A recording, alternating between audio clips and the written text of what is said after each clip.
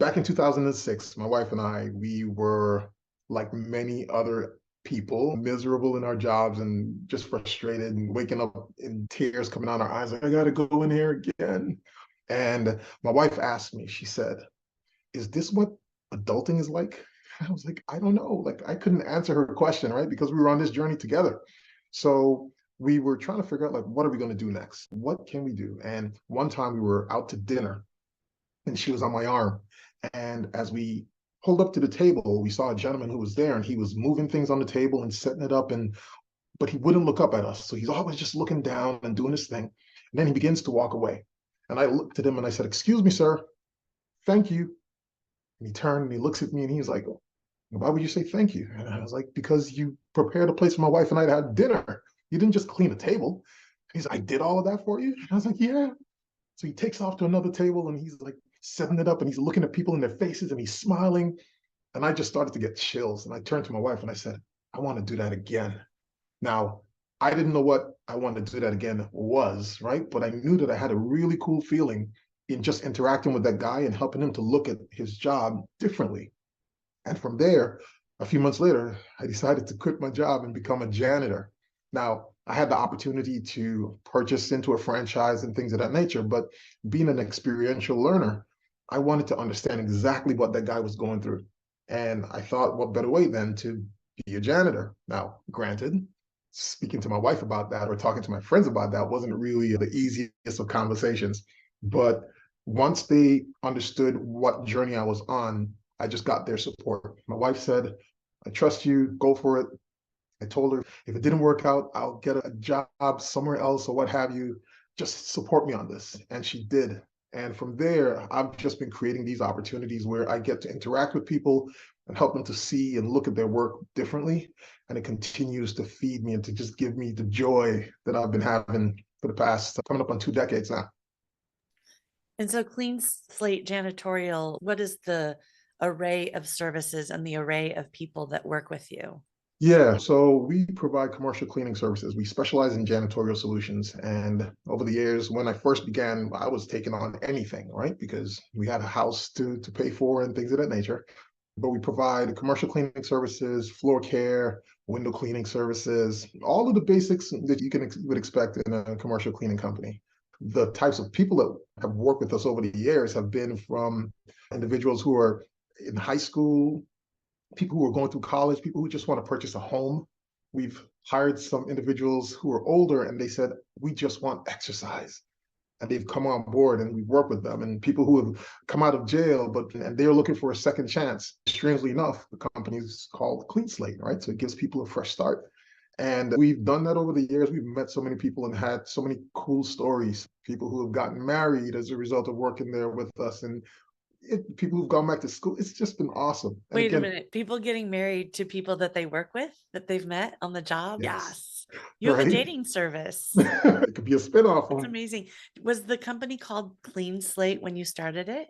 yeah, from the very beginning. And I really cannot remember, Natasha, how I came up with that name. I can't remember the story behind that, but it's so fitting. And it wasn't just fitting for all of the people who have worked there, but it's been fitting for me because later on in life, a couple of years ago, I started going to therapy and so forth, and I started realizing a lot of things that I had kind of packed down, and I realized like I also needed a clean slate, and it's just been a pretty cool story.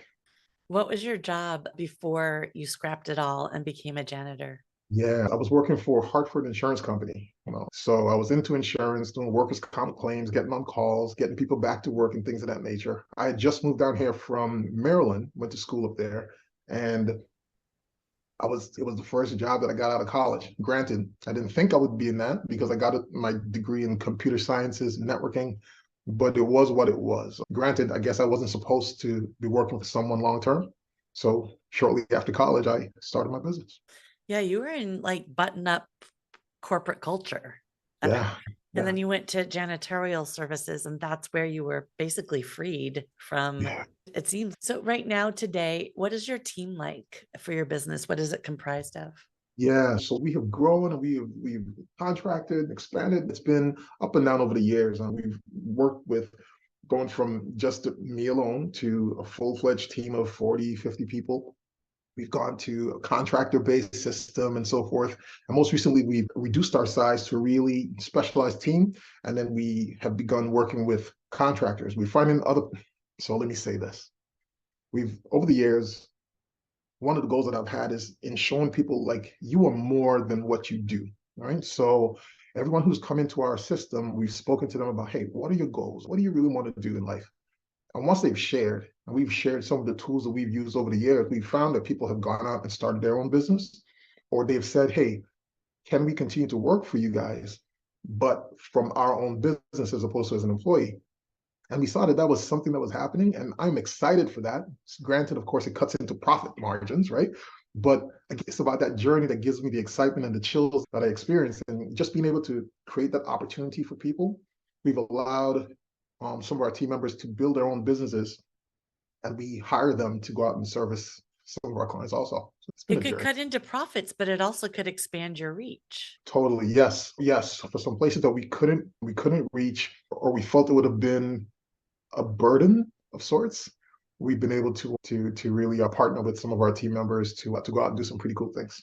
And have any of them wanted to branch out and do like individual residential home and such? Yes, and we have some of them. So yeah, I remember one team who wanted to dabble in that. They wanted to try it out, and as people would call us, we would refer them to business. They didn't last, and I'm not quite sure if that was more of they weren't prepared for that, or they didn't have the tools, or it wasn't what they thought it would have been. But we're all about giving people the opportunity to prove to themselves, Yeah. hey, this is for me, or it's not for me. I introduced you to Stephanie Camarillo months ago, who also owns a cleaning business in Idaho. And I, since meeting her and since meeting you, have been really interested in the mentality of people like you guys, the mentality and the reasons why you start and you run and own these services. And it always points right back to the people. Yeah, And yeah. that has to be incredibly fulfilling. I know it is for her. And I'm going to assume it is for you. The look that you see on my face, like that's the look that I get when I see people. I grew up in a household of entrepreneurs as well as educators. So the desire to teach and to learn and to share, that's intrinsic to me. And then of course to create things, that's another thing. My grandfather was a dentist. My uncle he had a garbage business, like where they picked up trash and dumped it. My father, he was a marine mechanic, and he also sold parts for boats in the marine world. So just growing up in Yeah, you that were never going ecosystem. to make it in insurance for very Yeah, long, not with that lineage. no, no, no. Does your wife work with you in the business? She does not. My wife Church and loves, state, huh? she is into like finance and then contracts and stuff like that. She works for a local healthcare provider here in Florida, and she's been doing that for 22 years or so. Yeah, but I bet she is a intangible, unpaid employee giving She you is. a lot of She is. insight. Yeah. She is. She does, man. And I'll be very transparent with you on this one. Early on in the game, I was so gun ho. You get into that hustle mentality where you just work, work. Her being stable really helped. That's one thing. And I remember one time when I asked my wife's opinion on something that I was dealing with, and she was so quick with a response. And I was surprised of her response. Mm. And that's to show that I was so focused on just me, doing me, and she was supporting that. But I wasn't leaning into the resource that was right there. Ever since that moment, and I had the audacity to tell her that I was surprised that she had such a great response. That didn't go too well. Ooh, no. I don't I'm know. I was sorry just being that somebody transparent. didn't catch you before that. No. But ever since then, I have not twice about turning to her and asking her like, "Hey, what are your thoughts on this one? Help me out." Yeah. So it's been a really cool partnership. When you started this business, I'm going to assume, but correct me if I'm wrong, that you didn't anticipate starting and building this company to sell. Did you? I did not. I Okay, did so not. you weren't an exit strategy entrepreneur at the time. Are you now? You know, yes-ish. So literally about 10 minutes ago, I just got another email came in from LinkedIn, someone talking about, hey, have you considered selling your business and so forth. So it's been on my mind most recently. I speak to my daughters they're 10 and 9, and they also have an entrepreneurial spirit, right? We don't force anything on them. They're just in the room. So they ask a lot of questions. And my oldest, who's 10, she was asking, she's Daddy, like, can I run the business later on, like when I get older?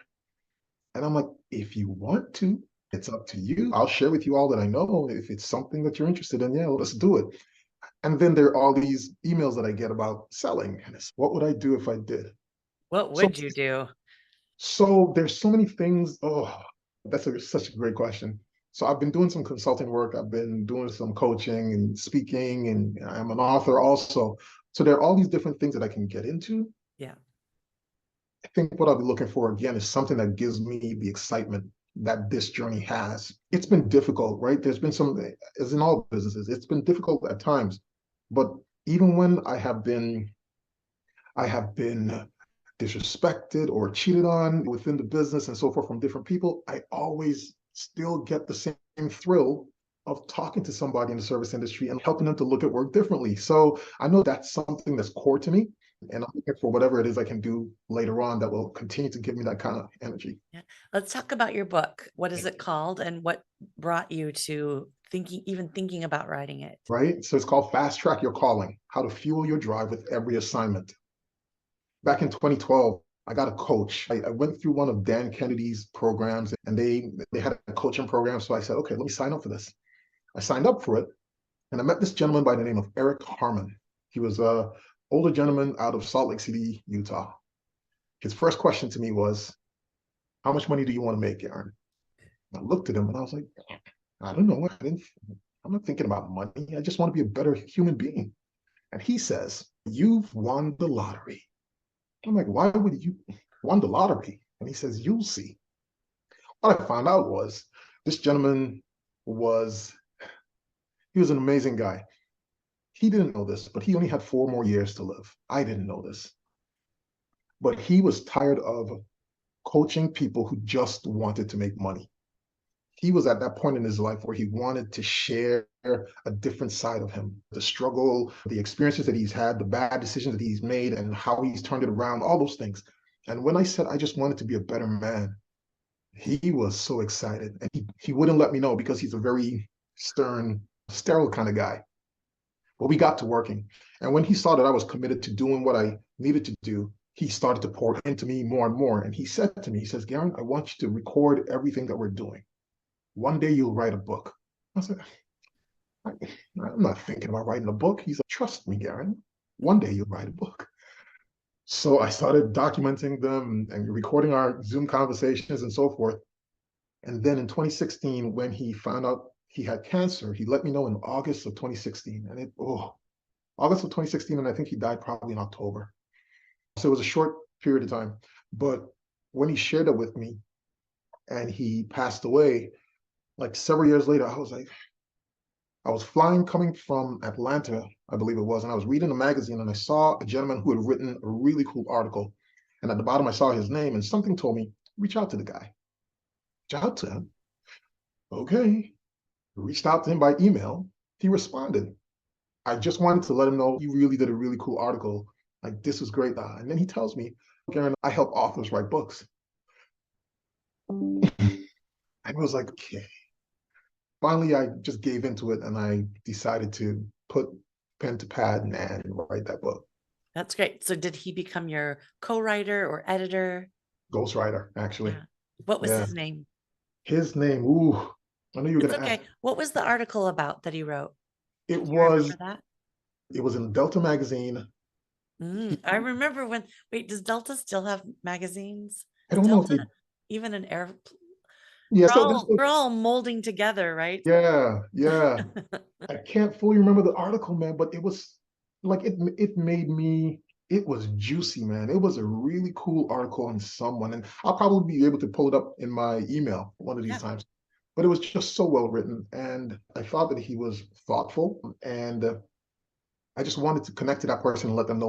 I'm big on thank you, Natasha. If you don't know this, I love saying the word thank you. I think it really is powerful to people. You just don't know what people are going through, and just to show that level of appreciation Yeah. goes a long way. So you're a speaker as well. And are Mhm. you speaking about the topic of the book, about your business? What are some of the things that you Yeah, are? And I'm assuming you're a keynote speaker or you're available for hire. I am. Most recently, because of this journey of going to therapy and peeling back the layers, I have been being called to speak on the level of transparency and vulnerability in the entrepreneurial world. Because I have been courageous, and I have to say that about myself because it was difficult for many years. I've been courageous to finally start sharing like my truth, right? Like just being honest and open with people when they ask a question like, how are you doing? I qualified in my brain quickly and then I really share. And what I've realized is by me sharing that, it's been unlocking other people. They've been opening up and sharing much about what's going on. I've been in rooms with people who are highly successful. And when I would ask them, how are you doing? Oh, Gerren, things are great. The business is going well. They're talking all this good stuff, smiling. And then when I pause and I say, how are you doing? Then they start sharing the truth, And that's where I think as human beings, we ought to connect. And sometimes I know there's business owners and people who are CEOs, they don't want to show a sign of weakness to their team. But I've realized over the years, like it has opened up so much for my team to be so cohesive. And they've been there to support me where I wobble, in my blind sides. They've stepped up because they're like, Gerren, we see you. We know that you're doing your best. We know that you're trying to stand strong, but we see you. And I think business gives us the opportunity for human connection. And I think that's more important than just the transaction of making money. I'm going to say this. I met you on Zoom, but I didn't know exactly what you looked like because then I saw you in person at the Genius Network. Yeah. You are a very handsome, large, built, and muscular Black dude. Yeah. Yeah. And for all of that, so to be vulnerable and to talk about mental health and to say out loud, you've said it a couple of times now that you've gone to therapy. Yeah. You probably know this, but this visual, we've got an image of you. This isn't the image of somebody that talks about vulnerability, mental health, or says, I go to a therapist. Yeah. You Yeah. look like you could be, I don't know, a super athlete. And you have a somewhat serious and stoic look about you. And then, of course, you open up and you're warm when you're talking, but I'm sure that's a little off putting and a little jarring to some people. Yeah. And I can really imagine that they're like, man, if he's saying that out loud, Yeah. then I can afford to admit some vulnerabilities. And even if they don't tell you, I bet if they were always thinking, there's no way I'm going to therapy, that's not cool. Men don't cry, men don't have feelings. You may not even hear from these people that you've encouraged them by your actions to open up and get help and think deeper and maybe behave in a way that is not cocktail talk all the time. And Yeah. when you stood up at the Genius Network and said what you said and shared, I saw the whole room, and most of those people know who you are, but I saw that whole room.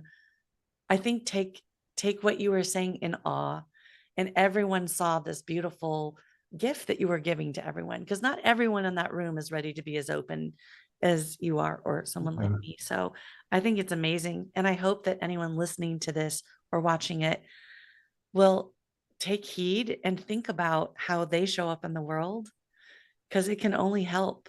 Nothing about what we just talked about is going to hurt anyone. No, you're It right. feels a little weird at first.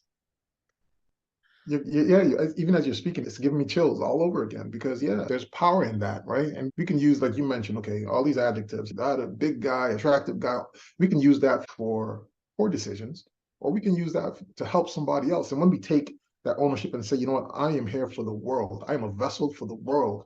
All of a sudden, your words, they're meaningful, but I find use in them.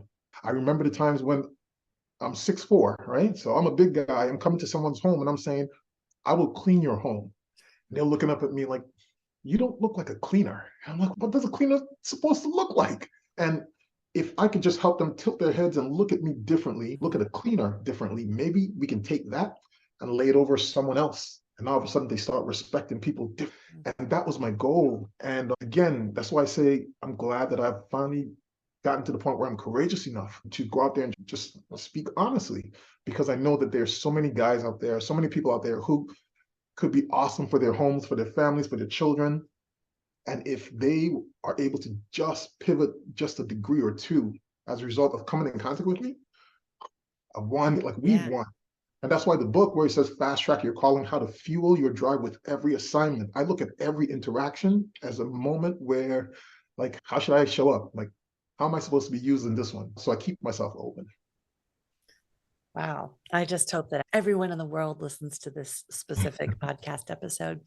So, back Yeah. to your business, we talked about the ups and downs, and we talked about the potential for an exit. Yeah. And that exit may be having your kids acquire the business. It Sure. could be selling. There's so many different things. But for right now, you're growing still.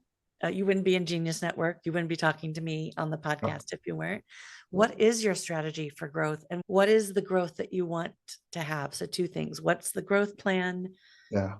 And what are you going to do to make that happen? Yeah. So most recently, because I've connected and partnered with a group of friends out of Chicago, cleaning services, Ricky Brigalago, and some of those other guys up there, those guys have helped me to look at my business differently. So I've always wanted to make the cleaning industry sexy, a little bit more attractive. If And anyone can do it, I think you can. I'm working on it. But I remember doing something that Cameron Harrell talked about in Vivid Vision. So back in 2018, I wrote out my Vivid Vision, 3 years. And I said, I want to have this kind of a space and this type of look and all these really cool things. But I didn't achieve it. And then I'm invited to Chicago to meet some guys out there who found me on LinkedIn.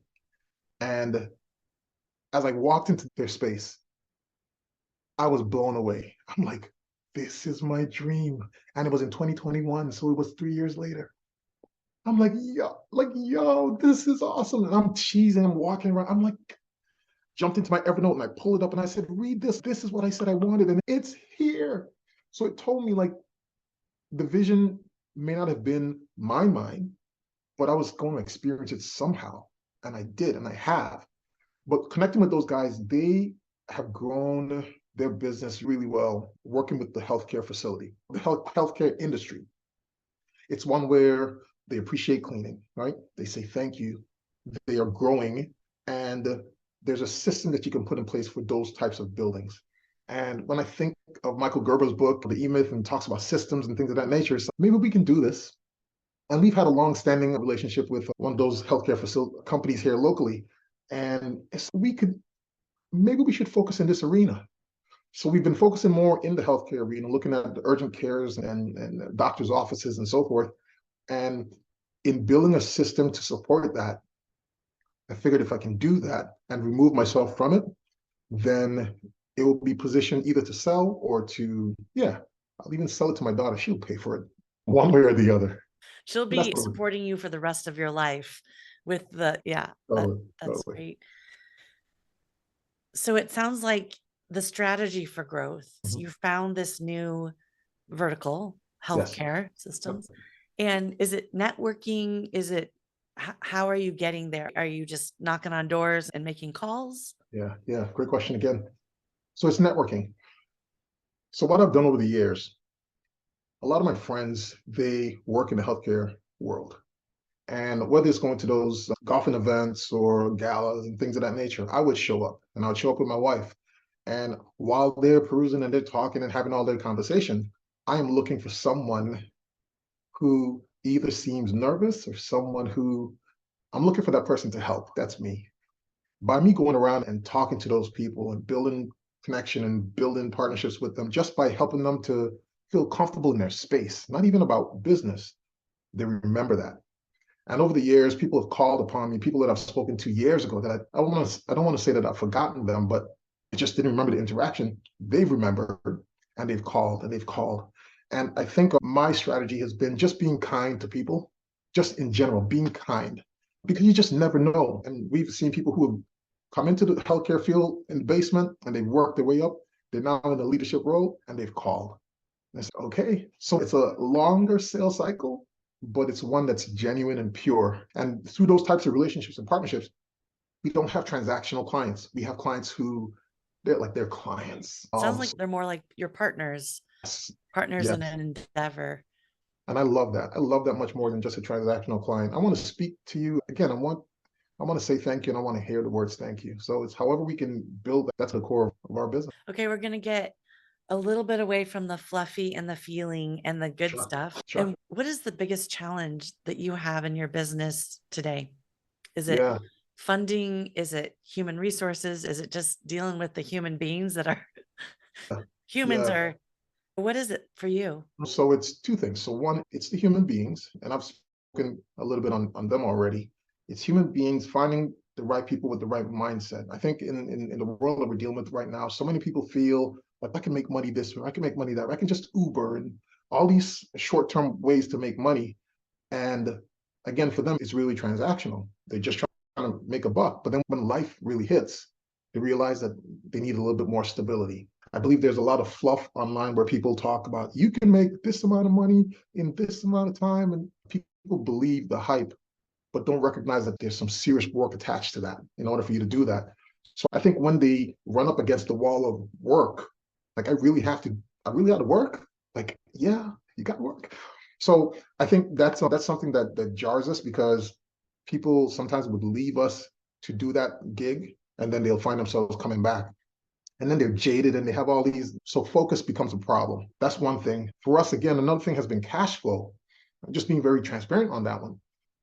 Being in Florida, there's a lot of competition, right? And anyone can kind of pick up and just say, I'm going to start a cleaning company. And with customers seeing that and saying, hey, I want the cheapest price because prices are raising all over, we now find ourselves competing with them. So we have to adjust the way that we do things, and we do different things to show value, right? Within that. But people are still, they're still like, but there's someone that's cheaper. We lost a long-term client just last year, just before I went out to annual in Genius, and they wanted to cut costs, right? And they asked us to cut costs, but still give the same level of service. And we told them like something has to give. And they were like, no, Gerren, I think you can do that. We put the bids out and people have said they can give us the exact same service that you've been giving us for the same price. We finally had to walk away because we were trying to give our team members raises. We wanted to make sure that they were comfortable and they were trying to cut significantly. Now they have the new company and the company has caused them to look at things differently. They're getting a different level of service. Have they And we're been calling you back and asking you back? so you know that there's going to be some ego involved in all of that, right? Sure. We reached out to them and we told them, hey, if you ever need us, we're here. We'll sweep all the other stuff under the rug. We're here. We know that you had to. That's your fiduciary responsibility to try. But if you want the level of service that we had before, we're here whenever that time comes. So You're here and you're 10% more. yeah, hopefully they don't see this interview. But yes, you're absolutely correct. Okay. But yeah, so sometimes competing and being able to stay up on the price increases pass some of that cost along to our clients. That has been an interesting challenge, but we learn going through that process also. So I'm really excited about the things that we're learning about people and how they make decisions and how they spend money or not. It's all a journey.